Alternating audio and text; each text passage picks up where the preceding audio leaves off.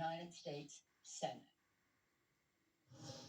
So Manu, what she's saying here is that infrastructure bill is bipartisan, but you're not going to get your bipartisan deal if we don't get everything we couldn't get in it on our own without a single Republican vote.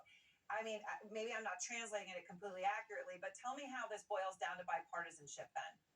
Well, that's going to be the real challenge here, because some Republican senators who are open or supportive of that bipartisan deal may balk now because they don't want to give in to this Democratic strategy to try to pass the larger reconciliation bill that would include a whole host of Biden priorities to expand the social safety net. Just today, Lindsey Graham, who endorses this bipartisan deal, warned that he would vote against it if the Democrats do carry forward with this strategy. And Mitch McConnell, the Republican leader, came out hard against this strategy. He has not weighed in on the deal itself, but he has said that he's very pessimistic now because his concern is that it puts them in a very, very challenging position to endorse this strategy, because the reconciliation bill undoubtedly would propose raising taxes, including on corporations and high earners, which is a red line for Democrats. But they have to do this, Aaron, because they need to get their liberals on board behind the bipartisan deal, because they want this larger bill to go through. And then they have to also get the people like Joe Manchin on board to support this larger Democratic-only approach. Today, he would not commit to that when I asked him about it, because he wants to see the deal details. He's also concerned about the large price tag they're talking about here. So a long way to go, a lot of hurdles to overcome for this to become law. And so, Caitlin, bottom line, is he confident this will actually happen? This will go through?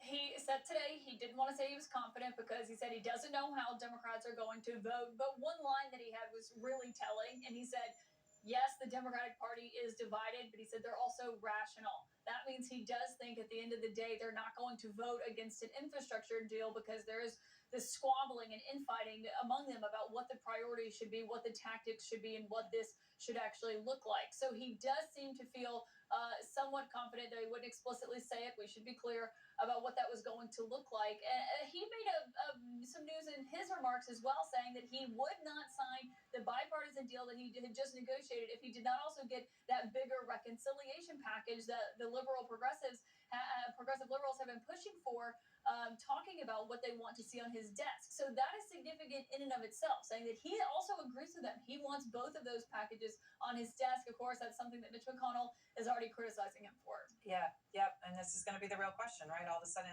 if that's your strategy, do you lose your filibuster-proof majority for the infrastructure bill?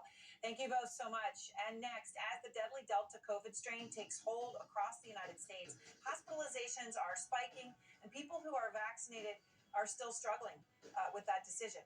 And Britney Spears wants her life back. So what is her daily life like now?